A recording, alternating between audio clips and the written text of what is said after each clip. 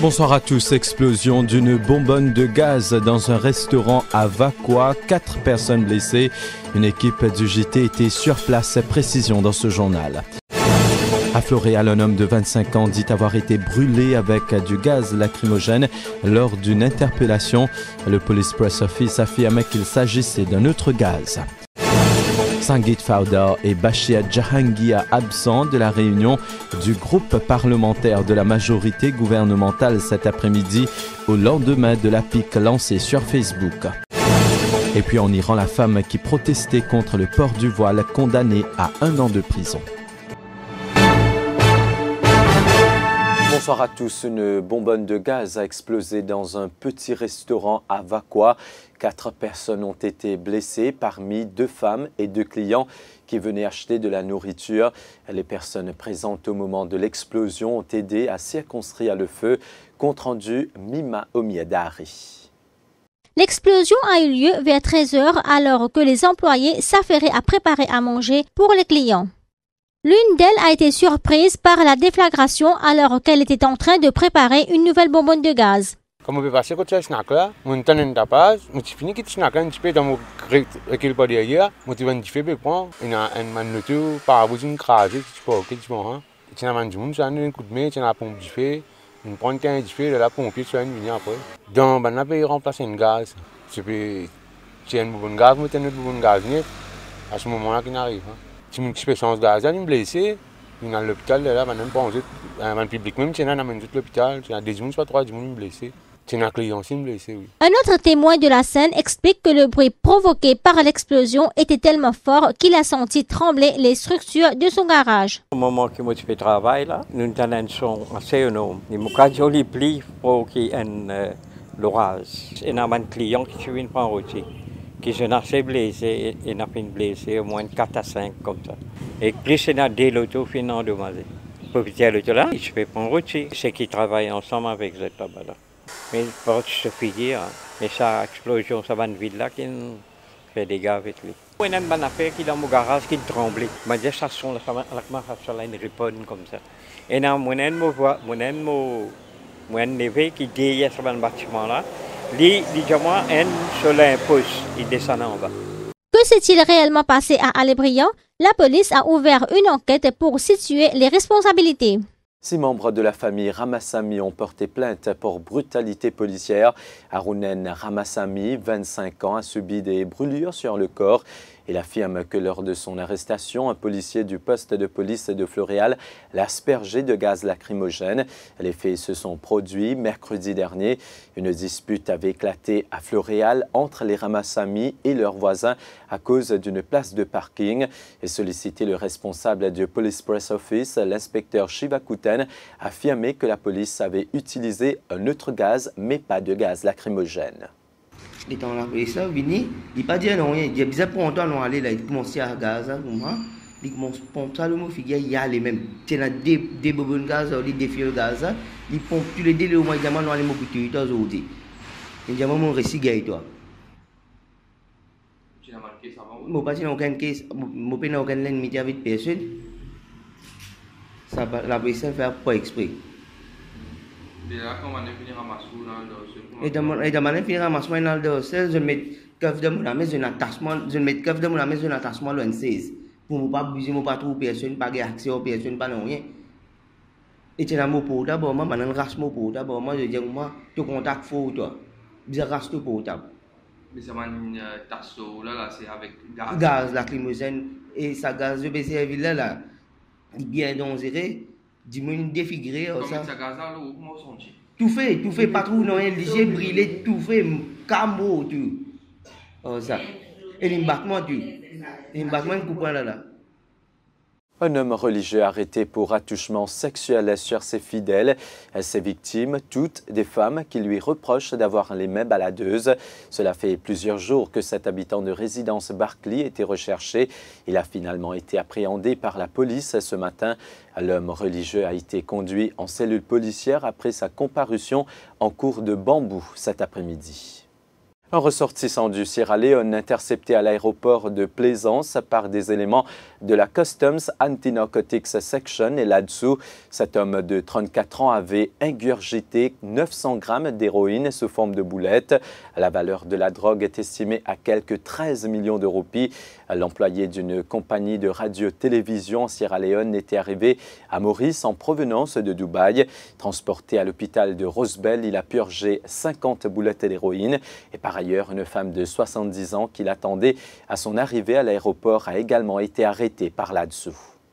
Sadak Peine acquitté dans le procès pour blanchiment d'argent en cour intermédiaire ce matin. Il faisait face à 2 accusations, l'une pour possession de plus de 28 000 € et 43 000 roupies lors de son interpellation le 7 mars 2010 à l'aéroport de Plaisance. La police avait également saisi une somme de 285 000 roupies 2 jours plus tard à son domicile à Terre-Rouge. Les enquêteurs soupçonnaient que l'argent avait été obtenu illégalement, mais dans son verdict, la magistrate Navina Parsuramen a soutenu que la poursuite n'a pu établir le lien entre l'argent saisi et toute activité criminelle. C'était une grande satisfaction. Je me suis soulagé. Je remercie mon avocat, Jean-Pierrot, et toute l'équipe qui travaille en Késa. Le Késa a roulé depuis 2010. Depuis 2019, j'ai mené un grand rêve. J'ai demandé soin voyager. Donc, il y a un moment à part pour ça Késa. Donc, je suis vraiment innocent. Et je suis toujours en confiance avec la justice mauricienne. Je dis la vérité. Je crois dans mon client sur innocence. And justice has been done and has been seen to be done.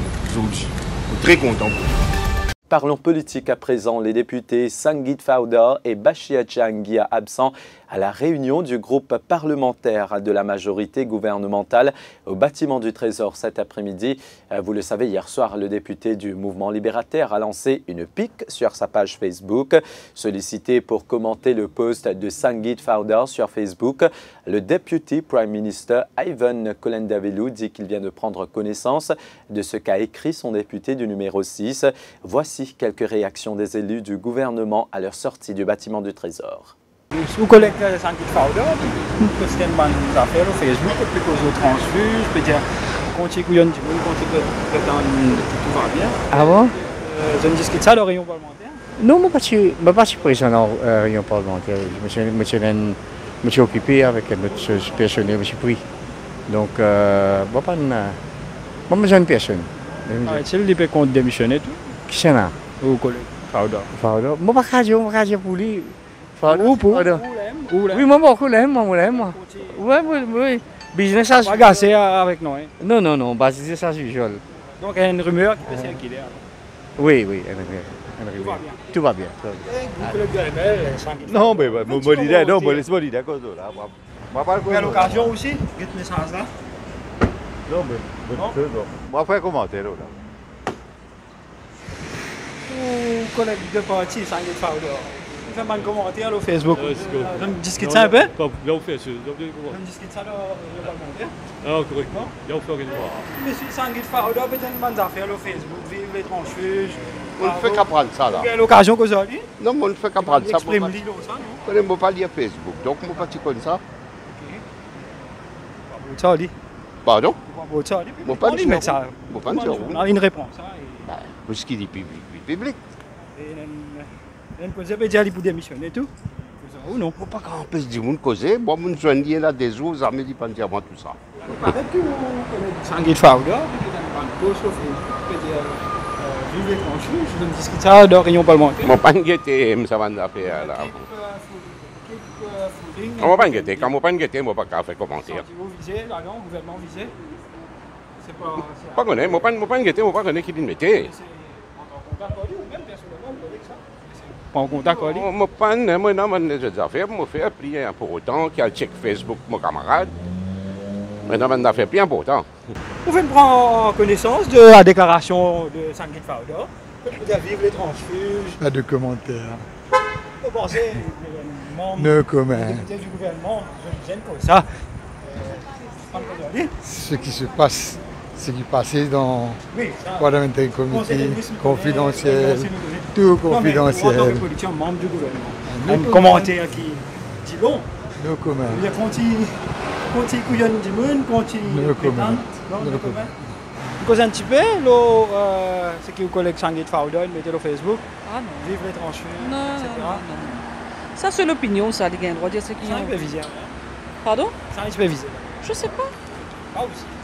Tout le monde transfuse où? Pas du tout, pas moi. Et au Prime Minister's Office, l'on fait comprendre que Bashir Jahangir et Sangeet Fowler avaient signalé leur intention depuis la semaine dernière de ne pas assister à la réunion de ce lundi, et ce pour des raisons personnelles. Tout à fait autre chose à présent, les récentes pluies ont été bénéfiques à nos réservoirs. Le plus grand réservoir du pays, Marovakwa, affiche un taux de remplissage de 69,8%. Deux réservoirs sont remplis à 100%, à savoir Piton du Milieu et Midlands Dam. Marlong, 93,6%, alors que la ferme est remplie à 73,1%. C'est une page d'histoire qui s'est tournée pour l'établissement sucrier de Médine. Ouvert en 1911, la raffinerie a officiellement déposé le bilan en février dernier. Les 98 ex-employés de l'usine sucrière de Médine obtiendront la totalité de leur compensation. Un accord a été signé en ce sens entre les employés et la direction ce matin à l'usine. Reportage Mélanie Duval. Kevin Townsend est père de famille. Nourrir les siens est sa principale préoccupation. Officiellement au chômage, il va devoir rapidement se trouver un emploi. À la suite, qu'il faut, je suis capable de retourner dans mon métier ou peu importe ce qui est la première venue devant moi. Je suis capable de rentrer dans mon emploi ou peu importe chauffeur. Je suis dans métier à tout.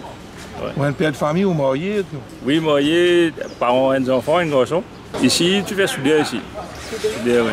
Donc, vous continuez dans la soudure? Oui, nous continuons dans la soudure jusqu'à si jamais nous gagnons notre boulot, et que ce soit dans chauffeur ou quoi que ce soit. Avec la vie de Dieu, en ce moment, quand tu gagnes le bousin.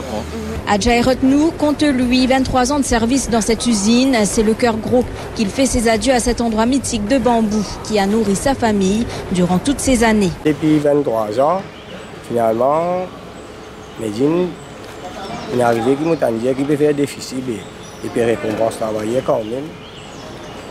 Et nous satisfaire sur la récompense qu'il fait correct.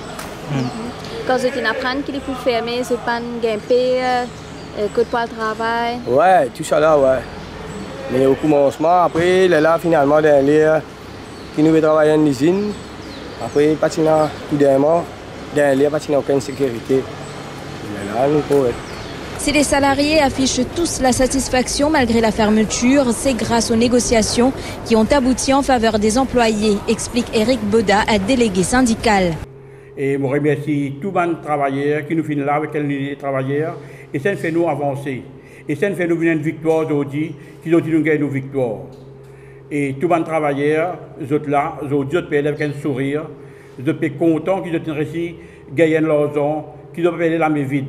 Le Head of Agriculture de Médine, Didier Charroux, concède que ses employés ont contribué à bâtir la réputation de cette usine. D'abord, c'est vrai, comme vous pouvez dire même, c'est une étape très triste dans la vie d'une entreprise. Médine, ils ont plus de 100 ans et aujourd'hui, il termine une étape, une page de sa vie qui prend fin. Ça, c'est vrai. Et les ouvriers, tous ceux qu'on a vus aujourd'hui et le staff, ont contribué à rendre vivante cette usine pendant ces années. Et je crois que c'est l'occasion aussi de remercier infiniment tous ceux et celles qui ont contribué à emmener cette usine jusqu'à ce jour. La roue du moulin de Médine ne tournera plus. La belle histoire a duré plus de 100 ans. La hausse du déficit a sonné le glas pour cette usine, laissant 98 salariés sur le pavé. En Iran, poursuivi pour incitation à la corruption et à la débauche, Vida Movaedi a été condamnée le 2 mars à 1 an de prison. Elle avait protesté seule fin décembre 2017 dans une artère emblématique du centre de Téhéran contre l'obligation faite aux femmes de se voiler dans l'espace public. Et puis avant de terminer, un employé de maison philippine à Hong Kong qui avait été licencié après le diagnostic de son cancer et privé en conséquence d'accès aux soins a obtenu l'équivalent de 3 300 € d'indemnité lors d'un arrangement à l'amiable passé devant un tribunal de l'ex-colonie britannique. Voilà, c'est la fin de ce journal. Merci de votre fidélité. L'actualité en continue sur le www.defimedia.info.